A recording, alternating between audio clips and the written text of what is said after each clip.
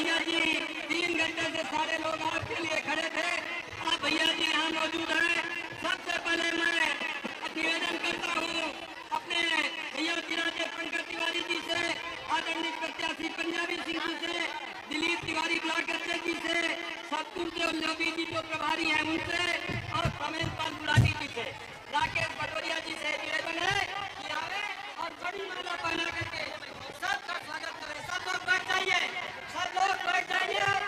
आप लोगों का ये उत्साह आदरणीय भैया जी के जयकांत सिंह जी, आप लोगों के बीच भैया जी मौजूद हैं और सब लोग स्वागत कर रहे हैं। प्रियंका गांधी पंजाबी सिंह जिंदाबाद जिंदाबाद, प्रियंका गांधी पंजाबी सिंह जिंदाबाद जिंदाबाद, कांग्रेस पार्टी जिंदाबाद जिंदाबाद जिंदाबाद,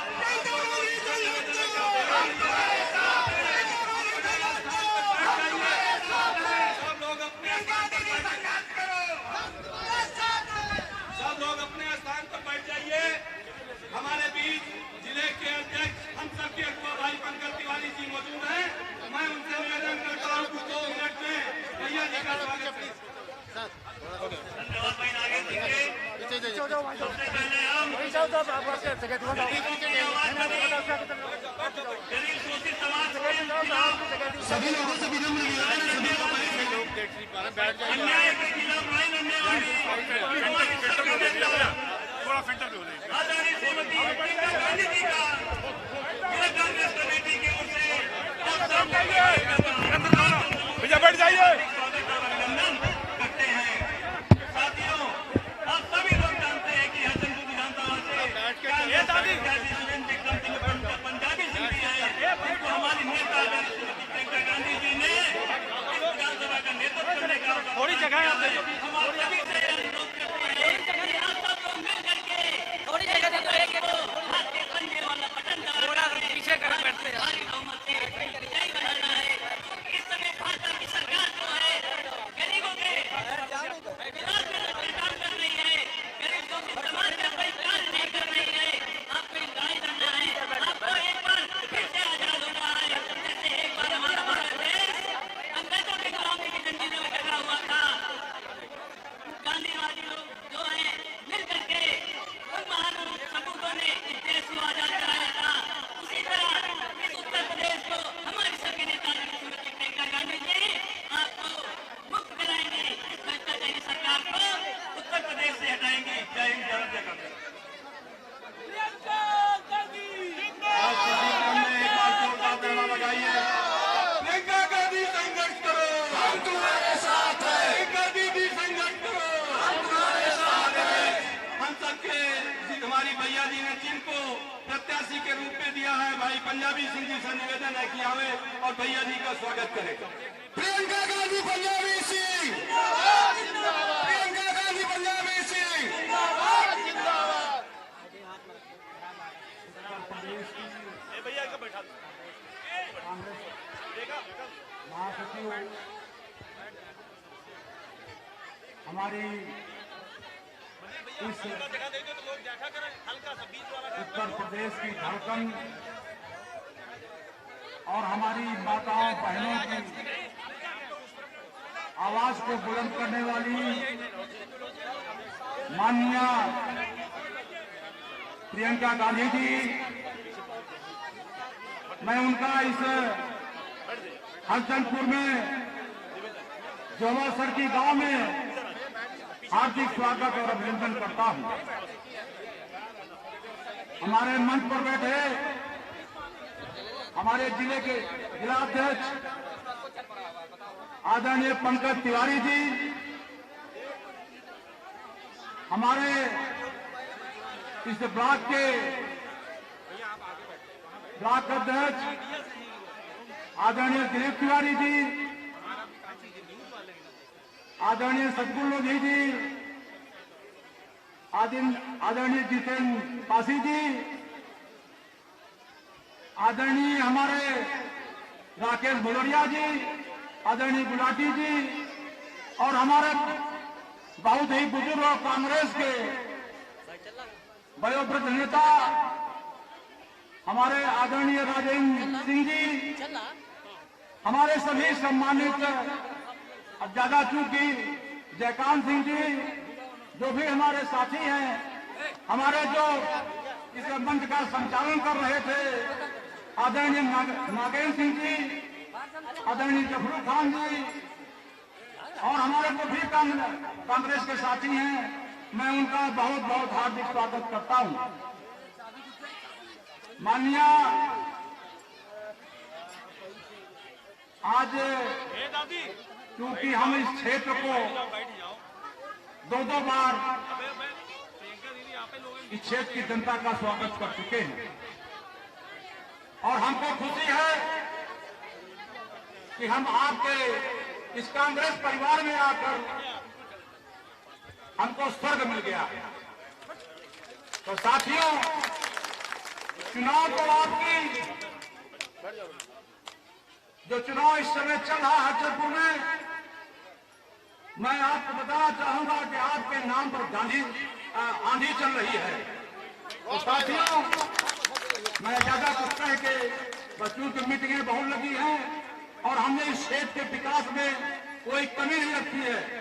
जिस सड़क से आई है, इस सड़क को आते ही मैंने बनवाया था, चाहे पानी की 22 टंकियां हो, चाहे पुल हो, 11 बड़े बड़े पुल बनवाए हैं हमने। तो मैं इस जनता के सामने इस जो विकास है हमने किया है इस क्षेत्र का, मैं कुछ ज्यादा बोलते हुए, मैं सभी आए हुए सभी सम्मानित माताओं, बहनों, बुजुर्गों और हमारे जो भाई हैं, मैं उनका हार्दिक स्वागत करता हूं। जय हिंद, जय कांग्रेस।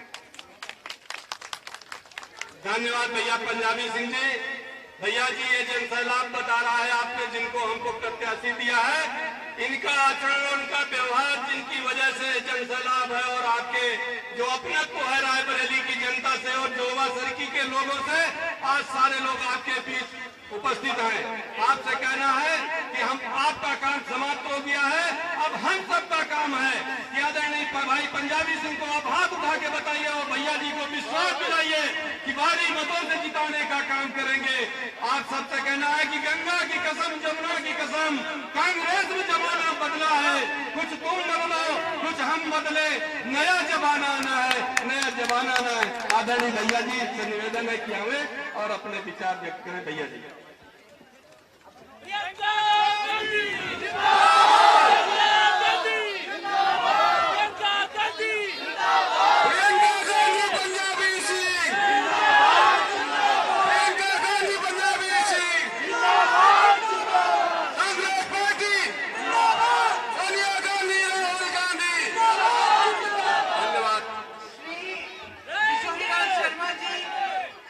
पंजाबी सिंह जी, सुरेंद्र विक्रम सिंह जी, हमारे जिला के अध्यक्ष पंकज जी, कांग्रेस के कार्यकर्तागण, उपस्थित नेतागण, आप सबका इस सभा में स्वागत।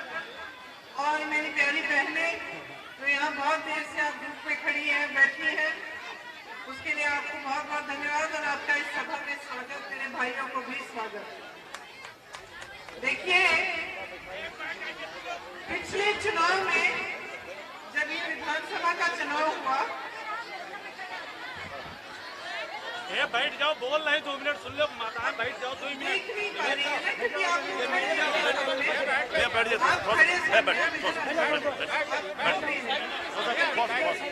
किनारे आ जाओ, किनारे आ जाइए, किनारे आ जाइए, भैया प्लीज आप लोग किनारे, आप लोग ना साइड में इधर भैया, उधर ले लो, उधर नहीं है। इतनी देर से बैठी है, देख नहीं पा रही। आप लोग बैठ जाओ, किनारे हो जाओ, किनारे हो जाओ, किनारे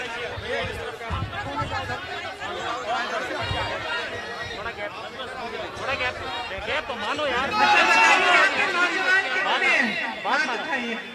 नौजवान है, सब नौजवान है, आपके तो सफेद बाल है,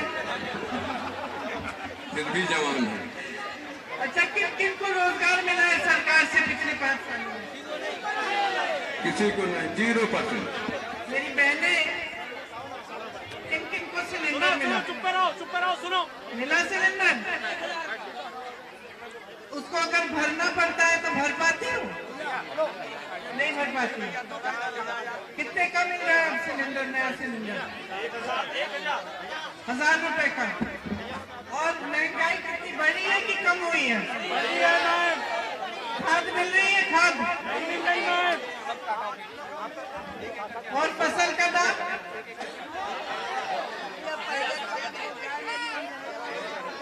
खेत पे हमारा पशु की बहुत समस्या है ना, छोटा जानवर की। मैं पिछली बार आई थी तब भी बहुत बड़ी समस्या थी। उस समय हमने पिछले 2019 के चुनाव में हमने बहुत बात की थी कि छोटा जानवर की जो समस्या है उसको दूर करने के लिए काम करना है।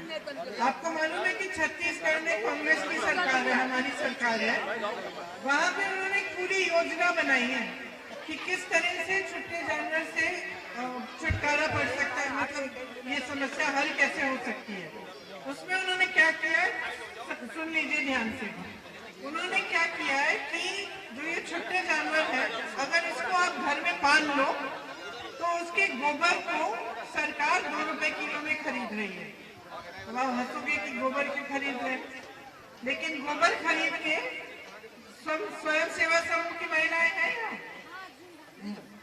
तो आपने वर्मी कंपोस्टिंग किया होगा। हाँ, तो क्या कहते हैं छत्तीसगढ़ में जो कांग्रेस की सरकार है वो कहती है कि अगर आप आवारा पशु को घर में रखोगे या उनको संभालोगे, उनकी देखभाल करोगे, तो हम 2 रुपए किलो गोबर आपसे खरीदेंगे। खरीद के वो स्वयं सेवा समूह की जो महिलाएं हैं उनको देते हैं और वो महिलाएं फिर उसकी वर्मी कंपोस्टिंग करती हैं, गोबर गैस बनवाती हैं उनसे। तो वो गोबर काम भी आ जाता है सरकार के, जनता के काम भी आ जाता है। और इससे क्या होता है कि लोग फिर घबराते नहीं है। अगर आवारा पशु है अपने पास रखने में कोई समस्या नहीं है, क्योंकि वो उनको कुछ मिल रहा है, गोबर बेच के उनको पैसा मिल जाता है, उससे ही देखभाल हो जाती है। तो एक समस्या काफी हद तक दूर हुई है। और गौशालाएं भी, जो पूरी योजना है गौशालाओं की और सब कुछ, जिससे ये समस्या तकरीबन छत्तीसगढ़ में हल हो चुकी है। अब आपसे मैंने पूछा महंगाई कितनी है, गैस सिलेंडर कितने का है, रोजगार कितने मिले, क्यों पूछा? क्योंकि इन चीजों से पता चलता है कि सरकार अपना काम कर रही है कि नहीं कर रही है। क्योंकि सरकार का काम होता क्या है? सरकार का काम होता है आपका विकास करना, आपकी यहाँ सड़कें बनाना, पानी दिलवाना, अपने बच्चों के लिए शिक्षा के संस्थान बनाना, पाठशालाएं चलनी चाहिए, सेहत की सुविधाएं होनी चाहिए, नौजवान इतने हैं इनके लिए रोजगार के मौके मिलने चाहिए। ये होता है सरकार का काम। लेकिन हम देख रहे हैं यहाँ उत्तर प्रदेश में, अब मैं 3 सालों से, पहले तो सिर्फ आपके यहाँ काम करती थी रायबरेली अमेठी में, अब 3 सालों से पूरे प्रदेश में घूमी हूँ और हर जिले में तकरीबन में गई हूँ।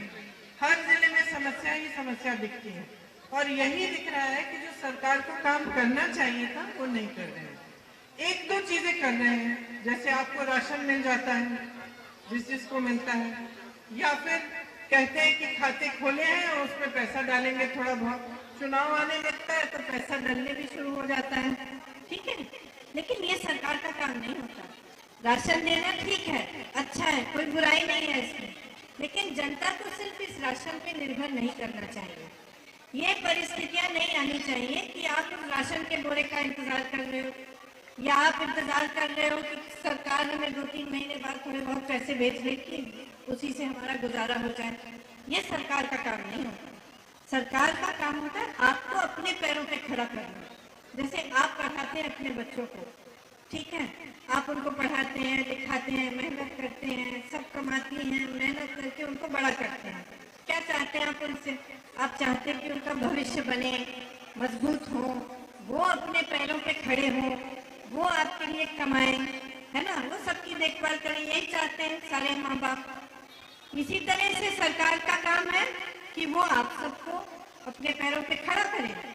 अगर आपका बच्चा बड़ा हो गया, उसको रोजगार नहीं मिला, ठीक है, और आपको हमेशा उसकी देखभाल करनी पड़े, चाहे वो 40 साल का हो जाए, 50 साल का हो जाए, रोजगार नहीं है, तो कुछ गड़बड़ है ना, इसी तरह से सरकार जब कहती है कि हम आपको राशन दे रहे हैं, हम आपको कुछ पैसे पकड़ा देंगे, ठीक है, वो उसका अधूरा काम होता है। सरकार का असली काम होता है कि आप सबको एकदम मजबूत बनाकर, सशक्त बनाकर, शिक्षित बनाकर आपके भविष्य को उज्जवल करना है, ठीक है। अब जैसे मेरी सारी बहनें बैठी हैं यहाँ, आप अपनी बेटियों को के लिए क्या चाहते हैं? आप नहीं चाहते कि आपकी तरह संघर्ष करें, है ना? आप चाहते हैं कि ठीक है, मैंने संघर्ष किया, मैं अपनी बेटी को पढ़ाऊंगी लिखाऊंगी, मेरी बेटी खुद अपने पैरों पे खड़ी होगी, उसकी शादी होगी, वो नौकरी करेगी, वो खुद कमाएगी, यही चाहते हैं ना? इसी तरह से आप अपने बेटों के लिए चाहते हैं कि रोजगार मिले उन्हें। अब परिस्थिति क्या है? सरकार क्या कर रही है? सरकार कर रही है कि जो असली काम है वो नहीं करती, आपको सशक्त करने का काम। जब चुनाव आता है तो आप पे, आपके सामने आके धर्म की बातें शुरू, जाति की बातें शुरू। क्यों? क्योंकि आपके जज्बात उभरेंगे, ठीक है। आपको या तो असुरक्षित महसूस कराएंगे कि हो हम असुरक्षित हैं, सरकार चाहिए, यही सरकार चाहिए क्योंकि हमें सुरक्षा देगी, ठीक है। या बोल देंगे कि तुम इस धर्म के हो, तुम उस धर्म के हो, तुम एक दूसरे से बचना या वो दूसरे से लड़ना, ये बातें कर रही है। और जो असली बात है वो नहीं हो रही है। बड़े बड़े विज्ञापन लग रहे हैं, हजारों करोड़ पैसे विज्ञापनों में जा रहे हैं। आपको मालूम है? ये जो बड़े बड़े विज्ञापन आप देखते हैं ना सड़क पे, मोदी जी, योगी जी के, कितने हजार करोड़ रुपए के हैं ये। अगर वही पैसे आपको सशक्त करने के लिए डाल देते, आपकी सेहत के लिए, आपकी शिक्षा के लिए, तो कितनी तरक्की हो जाती है। जैसे कोरोना आया, आपकी सेहत की सुविधाएं नहीं थी, कितने लोगों की मृत्यु हुई, ऑक्सीजन नहीं था। मुझे याद है उस समय मेरी माताजी ने कहा था कि देखो रायबरेली में ऑक्सीजन भिजवाओ कहीं से, तो हमने छत्तीसगढ़ की सरकार से बात की थी, वो ऑक्सीजन भेज रहे थे यहाँ मना कर दिया गया। यहाँ की सरकार ने कहा नहीं, हमें मालूम था कि आप संकट में हो, हम ऑक्सीजन भेज रहे हैं, ये लोग मना कर रहे हैं क्योंकि ये नहीं चाहते थे कि ये ऑक्सीजन आपके पास कांग्रेस पार्टी से आए। ये सरकार का काम नहीं है, ये राजनीति है, ये आपके जज्बातों पे राजनीति है। आप बीमार हो, आपकी सेहत के लिए कोई कुछ करना चाह रहा है, उसको रोका जा रहा है। अंत में बड़ी मुश्किल से डीएम साहब से बात करके हमने ऑक्सीजन के सिलेंडर भिजवाए, और जो पूरी टंकी भिजवा रहे थे वो यहाँ से हमने लखनऊ भेज दी, क्योंकि यहाँ स्वीकार नहीं हो रही थी। फिर लखनऊ में भी स्वीकार नहीं कर रहे थे, बड़ी मुश्किल से हमने वो जनता तक पहुंचाया ऑक्सीजन। तो मोटी मोटी बात यह है कि सरकार को आपके लिए काम करना चाहिए, आपको सशक्त बनाने के लिए। तो इसका मतलब ये नहीं है कि आपको एक गैस सिलेंडर दे दिया, बाद में आप उस गैस सिलेंडर को भर नहीं पा रही हैं, नया सिलेंडर खरीद भी नहीं पा रही हैं। इसका मतलब है कि आपकी सेहत, आपकी शिक्षा, आपकी सुरक्षा, आपके लिए रोजगार के लिए क्या कर रही है सरकार। तो जब मैं यहाँ आई हूँ आपके सामने कांग्रेस पार्टी की तरफ से, मैं कहना चाहती हूँ हम क्या क्या करना चाहते हैं। जैसे जितने भी नौजवान हैं जो बेरोजगार हैं, मैं इतने सारे बच्चों से मिलती हूँ, ये बात नहीं है कि शिक्षित नहीं है, क्वालिफाइड बच्चे हैं, शिक्षा की है, माँ बाप ने पढ़ाया है, परीक्षाएं भी की हैं रोजगार के लिए। कई ऐसे बच्चे हैं जिन्होंने 3-4 परीक्षा कर दी, क्योंकि परीक्षा की जो प्रक्रिया है वो एकदम खराब कर दी है सरकार ने। परीक्षा करते हैं, रद्द हो जाती है, फीस भरते हैं, ट्यूशन करते हैं, पढ़ाई करते हैं, मेहनत करते हैं, पता चला कि एग्जाम देने के बाद एग्जाम ही रद्द हो गया, या पेपर लीक हो गया, या फिर रोजगार मिल ही नहीं रहा है, नाम आ गया है सूची में, नियुक्ति नहीं हो रही है, सालों साल इंतजार हो रहा है। 12 लाख ऐसे सरकारी पद हैं जो 5 सालों से खाली पड़े हैं। सरकार को सिर्फ इतना करना था कि जिन बच्चों ने इम्तिहान दिया या जो बच्चे पास हुए उनका नाम लेके उन पदों को भर दे, इतना काम नहीं किया। प्रियंका गांधी इतना काम नहीं किया। 12 लाख सरकारी पद खाली पड़े हैं, और वही लोग आके आपके सामने कहते हैं कि हम अगले चुनाव के बाद हम रोजगार देंगे। अरे भैया 5 सालों में क्यों नहीं दिया? 5 साल तो थे तुम्हारे पास ना, अब क्यों दे रहे हो? अब उद्घाटन कर रहे हो हवाई अड्डे का, कहीं जेवर में हवाई अड्डा, कहीं और हवाई अड्डा, कुशीनगर में, अब उद्घाटन क्यों हो रहा है? 5 साल तो आपके बीत गए, चुनाव आ रहा है, आप उद्घाटन कर रहे हैं, आप विकास की बात नहीं कर रहे हैं, आप ये नहीं बता रहे हो महिलाओं के लिए क्या करना है। हमने महिलाओं को खूब आगे बढ़ाया है। 40% जितने भी हमारे प्रत्याशी हैं महिला है। क्यों? आप आधी आबादी हो, हर घर में आधे सदस्य तो महिला होती है ना। लेकिन आपको अपने पैरों पे खड़े होने की बात कौन कर रहा है? आप खेती में जब काम करते हो तो शाम को आकर सारा घर संभालते हो। ये नहीं है कि आपने काम कर लिया, घर आके आप आराम करती हैं। आप बच्चों को भी देखती हैं, खाना भी पकाती हैं, घर में जानवर है तो उनकी भी देखभाल करती हैं, सफाई करती हैं, सब कुछ करती हैं। सबसे बड़ा बोझ किस पे आता है बताइए? महंगाई का बोझ, समाज का बोझ, कुछ भी परिवार में कोई भी समस्या हो उसका बोझ कौन उठाती है? आप ही तो उठाते हो ना। लेकिन आपकी बात कोई नहीं कर रहा था। आप ये लोग सोचते थे एक गैस सिलेंडर दे दिया यही काफी है, महिला खुश हो जाएगी, हमको वोट मिल जाएगा, बात खत्म। लेकिन ऐसी नहीं होती है। जो सरकार की अगर सच्ची सरकार हो ना तो ऐसी बातें नहीं होती हैं। हम क्या कह रहे हैं? हम कह रहे हैं 40% महिलाएं टिकट लो, खड़े हो जाओ, चुनाव लड़ो। सबसे पहले तो ये कह रहे हैं विधायक बनो। तुम विधायक बनोगी तो तुम्हारी जैसी जितनी भी महिलाएं हैं उनको तुम आगे बढ़ाने का काम करोगी सबसे पहले। दूसरा, हम कह रहे हैं कि महिलाओं की सेहत के लिए महिला अगर पीएचसी में जाती है, हॉस्पिटल में जाती है, ब्लॉक के अस्पताल में, आपको क्या मिलता है? कभी एक महिला डॉक्टर मिलती है? नहीं मिलती। कभी महिला नर्स नहीं मिलती। कभी अपनी जो निजी जो महिलाओं की समस्या है उनकी बात करनी हो या आपकी सेहत की बात करनी हो तो आपको कोई नहीं मिलता जो महिला है। हम कह रहे हैं कि हर ऐसे सेंटर में, ब्लॉक के जो अस्पताल है उसमें महिलाओं के लिए कमरा होना चाहिए, उसमें महिला डॉक्टर मिलनी चाहिए, डॉक्टर नर्स होनी चाहिए, ताकि आप अपनी समस्याओं को हल कर पाए। फिर हम कह रहे हैं कि हर जिले में खास महिलाओं के लिए एक पाठशाला होना चाहिए जो केंद्रीय विद्यालय की तरह है, जो महिलाओं की शिक्षा भी करे और उनको हुनर मिले कि उनको फिर बाद में जॉब मिले। तो ये भी बात कर रहे हैं शिक्षा के बारे में। सुरक्षा की बात करिए, हम कह रहे हैं कि 25% जो भर्तियां होंगी पुलिस में वो महिलाएं होंगी, ताकि जब आप पर कोई अत्याचार हो या आपका कोई सुरक्षा से जुड़ा हुआ जुड़ी हुई कोई समस्या हो तो आप पुलिस स्टेशन जाए, आपको महिला मिले, वो मदद करे आपकी।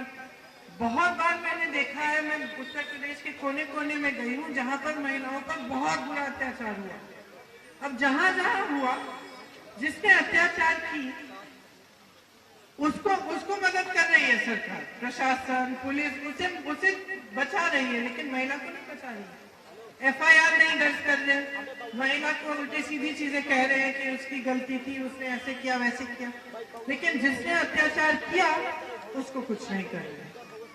तो हम एक कानून लाना चाहते हैं कि अगर आप पर अत्याचार हुआ और 15 दिन के अंदर अंदर एफआईआर नहीं हुआ तो वो जो अधिकारी है उसका सस्पेंशन होगा, उसको एफआईआर करना होगा।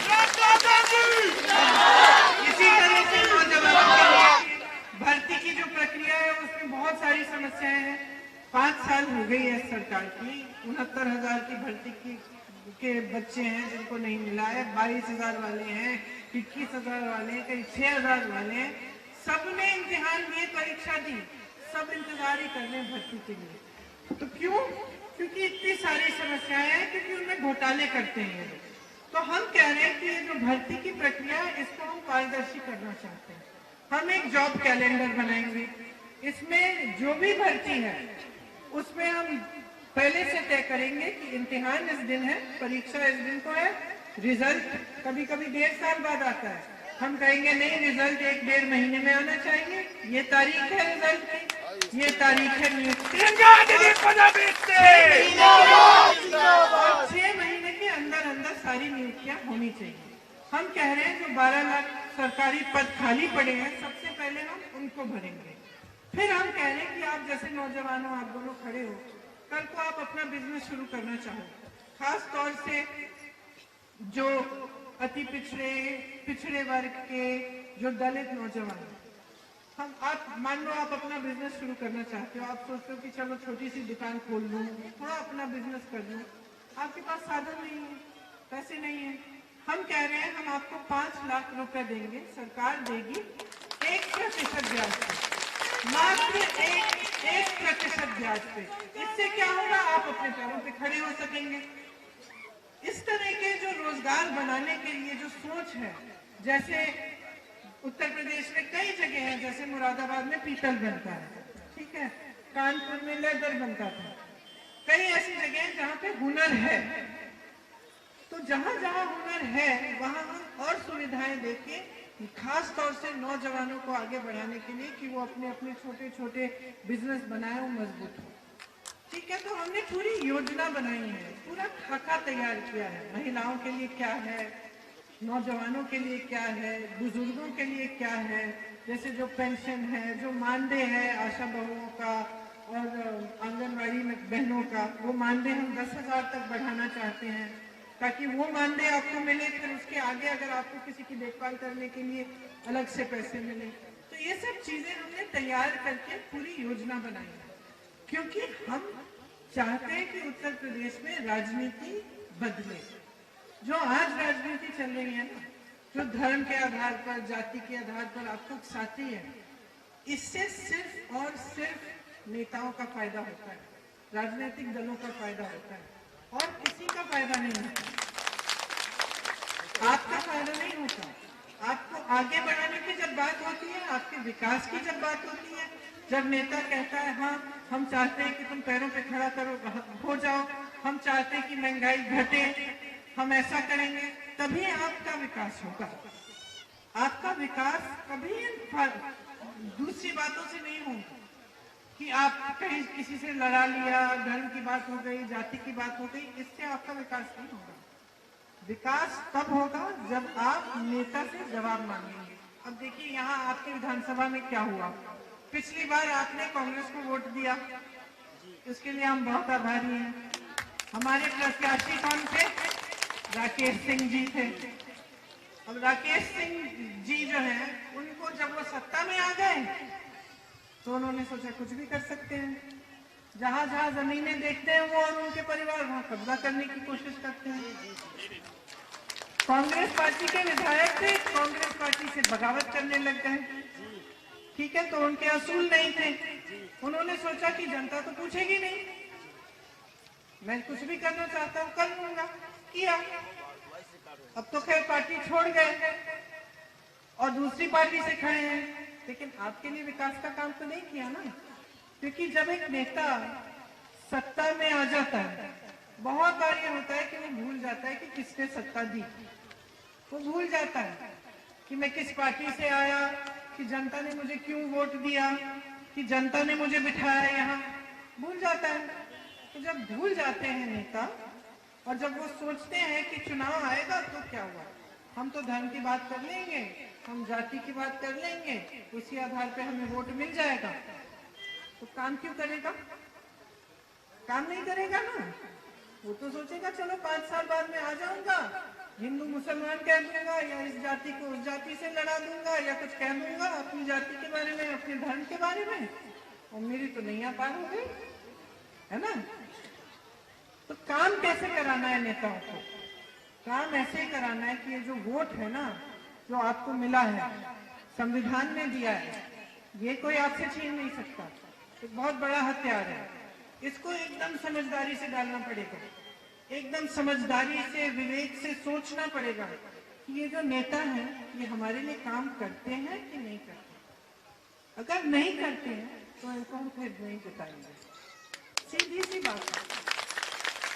तो नेता आए, कुछ लाने की बात करें, बहकाने की बात करें, मत सुनिए, उससे सिर्फ ये सवाल करिए कि भैया आप हमारे लिए करने क्या जा रहे हैं और किया क्या। 5 साल आपकी सरकार थी, महंगाई इतनी बढ़ गई है कि कोई सामना नहीं कर पा रहा है, पेट्रोल डीजल के दाम बढ़ गए हैं, सरसों का तेल 200 रुपए का मिल रहा है, गैस का सिलेंडर 1000 रुपए का मिल रहा है, जो कोई सोच भी नहीं सकता था। सब्जी तो छोड़ ही दीजिए, रोजगार नहीं है, तमाम नौजवान शिक्षित होकर पढ़ा हुआ है, कोई रोजगार देने की बात नहीं कर रहा, रोजगार घटे हैं इस सरकार में। जो कांग्रेस की सरकारें थी केंद्र में, उनके राज्य में बहुत, मेरे ख्याल से 27 करोड़, तकरीबन 27 करोड़ लोग गरीबी रेखा से ऊपर उठे थे, इस सरकार में नीचे आ गए। लोगों के धंधे, बिजनेस, छोटे छोटे कारोबार बंद हो रहे हैं। दुकानदारों से बात करती हूँ मैं, छोटे छोटे जिनके कारोबार हैं, सब बोलते हैं कि कमाई नहीं हो रही। लॉकडाउन आया, कोरोना आया, जीएसटी लगा दी, नोटबंदी कर ली, हमारी तो कमाई नहीं हो रही दीदी। तो कमाई क्यों नहीं हो रही है? क्योंकि सरकार की नीतियां गलत थी। उन नीतियों से आपको मुश्किल हुई। आपकी आवारा पशु का इतना बड़ा इतनी बड़ी समस्या है, किसी ने सुलझाने की कोशिश की? गौशालाएं देखिए, ना चारा डालते हैं, ना पानी है, छत भी नहीं है, जानवर मर रहे हैं ऐसे ही लेटे हुए धूप में। पिछले साल इतने सारे वीडियो निकले, उनको खाए जाए, कुत्ते खा रहे थे, उनको जीवित जानवरों के घाव नोच रहे थे। एक जगह देखा कि तमाम 100 की 100 गाय उठा के खड्डे में डाल रहे, उनको जिंदा दफना रहे हैं। ऐसे तो नहीं होता है ना। तो समस्या हल करने के लिए एक सोच चाहिए। सरकार को नियत ठीक होनी चाहिए, सरकार की नियत ठीक होनी चाहिए, सोच ठीक होनी चाहिए। जैसे मैंने कहा, बड़ी बड़ी समस्याओं को कांग्रेस की सरकारों ने सुलझाया है। यहाँ मनरेगा होगा है कि नहीं? किसने शुरू किया? अगर लॉकडाउन होता, जिस तरह से सरकार ने एक दिन में लॉकडाउन कर दिया, जाओ घर सारे, न ट्रेन है, न बस है, कुछ नहीं है, चलो पैदल चले जाओ। और तमाम लोग जो अमेठी, रायबरेली, कानपुर, सब जगह से दिल्ली में काम कर रहे थे, मुझे मालूम है किस संघर्ष के साथ कैसे वो यहाँ वापस आने की उन्होंने कोशिश की। अगर मनरेगा नहीं होता और गांव में आकर उनको नौकरी या किसी तरह का रोजगार नहीं मिल सकता, तो क्या वो आगे बढ़ पाते? कम से कम जब गांव आए तो कुछ रोजगार था, मनरेगा था। मनरेगा जब हमने किया कांग्रेस की सरकार ने, तो कितनी आलोचना की उनके प्रधानमंत्री नरेंद्र मोदी जी से लेकर इनके सारी मंत्रियों ने कि पैसा जाया होता है इसमें, कि ये बेकार योजना है। लेकिन उसी योजना ने आपको बचाया है। इन्होंने लॉकडाउन किया, अभी संसद में प्रधानमंत्री जी ने एक बड़ा भाषण दिया कि ये कांग्रेस पार्टी के लोग जो हैं, इन्होंने इतने सारे लोगों को मार डाला, क्योंकि इन जो वापस जा रहे थे पैदल, उनकी इन्होंने मदद कर दी, उनको ट्रेनों में बिठा दिया, बसों में बिठा दिया घर जाने के लिए। इल्जाम लगाया कि कांग्रेस पार्टी ने गलत किया। उन्होंने ये शब्द बोले कि कांग्रेस पार्टी ने इन लोगों की मदद करके पाप किया। आप बताइए, क्या वो पाप है कि जो पैदल चल रहा है, जिसके पास पानी नहीं है, खाना नहीं है, अपने बच्चों को कंधों पे लाद कर पैदल चल रहा है गांव तक 600 किलोमीटर? आपको याद है, जो टीवी देखता है, एक लड़की ने साइकिल पे अपने बाप को बिठा के 600 किलोमीटर दिल्ली से बिहार गई। यहाँ यूपी आने के लिए कुछ लोग अपने बूढ़े माँ बाप को ऐसे कंधों पे लेकर चल रहे थे। क्या हम मदद नहीं करते उनके? मुझे रायबरेली के 25 लोगों ने, एक बार मैंने देखा किसी सोशल मीडिया पे, फेसबुक पे, कि ये लोग सूरत में फंसे हुए हैं। नंबर देखा, मैंने फोन किया। जब मेरी आवाज सुनी उस लड़के ने, वो रोने लग गया। उसने कहा, दीदी हमें वापस जाना है, हमें किसी न किसी तरह घर पहुंचा दो, हमारे पास पीने का नहीं है, खाने का नहीं है, और मात्र 1 दिन का खाना बचा है, कल के बाद हमारे पास खाना भी नहीं होगा। घबराए हुए थे एकदम। 23 बच्चे थे, नौकरी करते थे सूरत में। क्या हम उनको ऐसे लवारिस छोड़ देते कि तुम्हारा कोई नहीं है भाई, तुम्हारे पास? सोनिया गांधी, प्रियंका गांधी, सोनिया गांधी, प्रियंका गांधी कैसे कर सकते थे? कैसे कर सकते थे? वो पाप होता, उनकी मदद करना पाप नहीं था। तो नियत जो होती है ना सरकार की, सबसे महत्वपूर्ण चीज होती है। घर में कोई शादी वादी होती है तो सबसे पहले लड़के की नियत देखते हैं ना। नियत ठीक नहीं है तो कभी लड़की की शादी नहीं कराएंगे उससे। उसी तरह से सरकार की नियत समझ लो।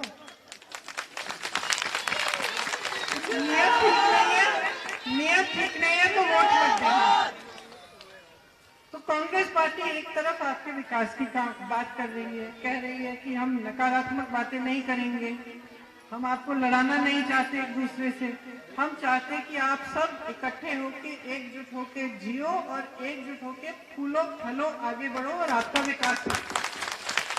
ये हम चाहते हैं।